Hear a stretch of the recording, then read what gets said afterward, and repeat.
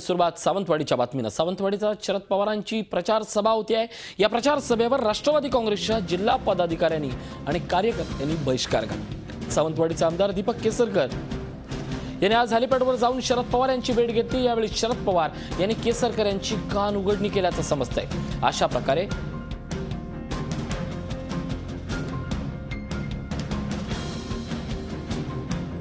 प्रकारे बहिष्कार घालण्याची भूमिका योग्य नसल्याचं पवारांनी केसरकर यांना सुनावले। दरम्यान या क्षणाला मिळालेल्या मोठ्या माहितीनुसार सावंतवाडीचे आमदार राष्ट्रवादी काँग्रेसचे आमदार दीपक केसरकर यांनी राजीनामा दिल्याचं वृत्त समजतंय। सिंधुदुर्गाच्या राजकारणातली नवी कलाटणी मानली जाते।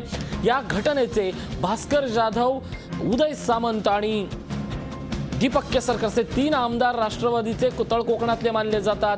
हे 2 आमदार भास्कर जाधव असतील आणि केसरकर हे 2 आमदार राणेंच्या कार्यपद्धतीवर सुरुवातीपासूनच नाराज होते।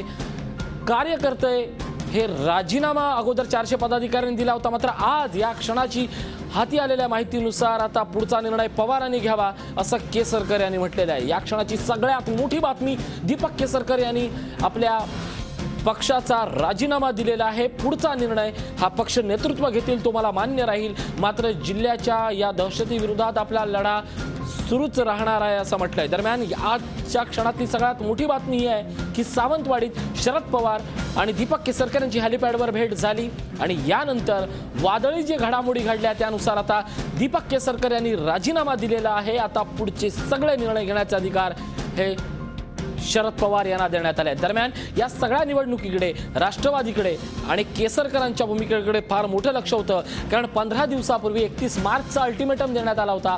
खड्यासारखं बाजूला करू असं अजितदादांनी म्हटलं होतं, मात्र आज स्वतःहून बाजूला झालेल्या केसरकर यांच्यामुळे मात्र राष्ट्रवादी काँग्रेसच्या नाही तर राष्ट्रीय काँग्रेसच्या अडचणी वाढलेल्या आहेत।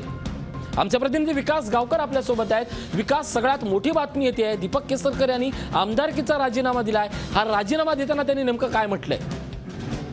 हा जो राजीनामा आहे त्यांनी शरद पवार यांच्याकडे सोपवलेला आहे। शरद पवार जेव्हा हेलिपॅडवर आले त्यावेळी त्यांनी आपलं स्पष्टीकरण करण्यासाठी हेलिपॅडवर शरद पवार केसरकर गेले होते। त्यावेळी केसरकर आणि शरद पवार यांच्याकडे आपण ही जी जबाबदारी आहे ती स्वीकारून राजीनामा देतो असं म्हटलेलं आहे आणि केसरकरांनी असं बोलताना सांगितलं आहे की हा राजीनामा स्वीकारावा की नाही हे शरद पवार निर्णय घेतील, त्यावर मी काही बोलणार नाही। मात्र आता सावंतवाडी जी सभा आहे ती सभा सुरू झालेली आहे। या सभेसाठी केंद्रीय कृषी मंत्री शरद पवार, पृथ्वीराज चव्हाण अशी मंडळी उपस्थित आहेत। मात्र या ठिकाणी राष्ट्रवादी काँग्रेसचे बहुतांश पदाधिकारी बहिष्कार टाकलेले आहे। काही मोजके हाताच्या बोटावर मोजता येतील, उदाहरणार्थ अभित नाईक, प्रसाद रेगे अशी काही ठराविक मंडळी उपस्थित आहेत। मात्र मोठ्या संख्येने या सभेवर बहिष्कार टाकलेला आहे राष्ट्रवादी।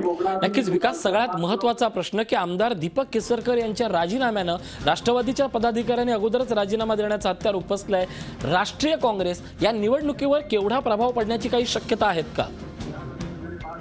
आता नक्कीच तसं सांगता येणार नाही, मात्र एकूणच बघितलं तर मोठ्या संख्येने दीपक केसरकर यांच्या पाठीचे कार्यकर्ते आहेत। सिंधुदुर्ग जिल्ह्यातलं राष्ट्रवादी कार्यकर्त्यांचं जे जाळं आहे ते मोठ्या प्रमाणात राष्ट्रवादी काँग्रेसचं जाळं हे दीपक केसरकरांच्या पाठीचे आहे। आता राजीनामा दिल्याचं वृत्त पोहोचतात दीपक केसरकर यांचं निवासस्थान आहे सावंतवाडीचं। या निवासस्थानी मोठ्या संख्येने आता राष्ट्रवादी कार्यकर्ते जमू लागले। आपल्यासोबत जितेंद्र आव्हाड साहेब आहेत। आव्हाड सर, स्वागत झी 24 तास मध्ये। आमदार दीपक केसरकर यांनी राजीनामा दिलाय, काय प्रतिक्रिया आपली या सगळ्या जिल्ह्यातल्या आघाडी धर्माबद्दल?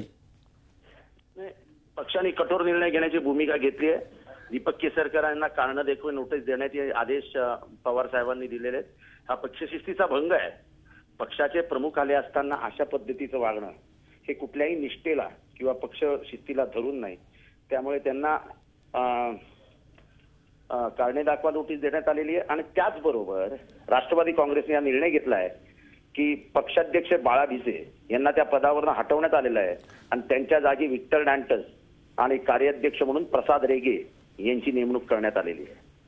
नक्कीच हा सगळ्यात आव्हाड साहेब, मी याच प्रश्नाकडे वळणार होतो की हा निर्णय महत्त्वाचा होता की केसरकर बाजूला गेले, 400 पदाधिकारी कार्यकर्ते बाजूला गेले, अशा प्रकारचं एक आव्हान सिंधुदुर्गातल्या राष्ट्रवादी काँग्रेसनं मांडलं होतं। आता आपण असं म्हणताय की बाळा भिसे यांना हटवण्यात आलंय, नेमकं नवं नाव कोणाचं येऊ शकतं समोर, काय सांगाल पुन्हा एकदा सविस्तर? विक्टर डँटस नावाचं जे मालवणचे त्यांना अध्यक्ष म्हणून घोषित करण्याचे आदेश झालेले आहेत आणि कार्याध्यक्ष म्हणून प्रसाद रेगेंना घोषित करण्याचं काम झालेलं आहे। नक्कीच या सगळ्यानंतर आता पवार साहेबांची सभा होते, सर्वोच्च नेतृत्व आहे, यानंतर पुन्हा एकदा सिंधुदुर्गातल्या राष्ट्रवादीवर प्रेम करणाऱ्या कार्यकर्त्यांना आपण कार्याध्यक्ष म्हणून काय सल्ला द्याल?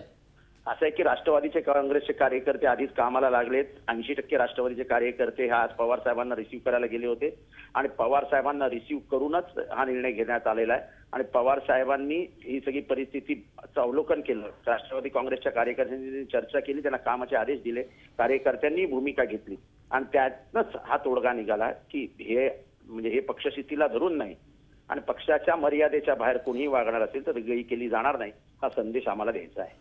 नक्कीच आव्हाड सर, या निमित्तानं प्रश्न असा निर्माण होतोय की केसरकरांच्या या भूमिकेमागे नेमकी राणेंची नाराजी होती की आणखीन कुठल्या पक्षाची फूस होती, अशा प्रकारच्या काही बातम्या आपल्यापर्यंत पोहोचलाय की जेणेकरून आपण ही कठोर कारवाई केली आहे?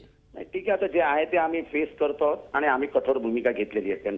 आता ह्याच्यावरती भाष्य नाही, बस त्यांच्यावरती कारवाई केली जाईल आणि ह्यांची पदावरनं त्यांना बाजूला करण्यात आलेलं आहे. नक्कीच धन्यवाद आव्हाड सर आमच्याशी बोलल्याबद्दल. आपल्यासोबत जितेंद्र आव्हाड, कार्याध्यक्ष राष्ट्रवादी काँग्रेस होते. झी 24 तास रहा एक पाऊल पुढे.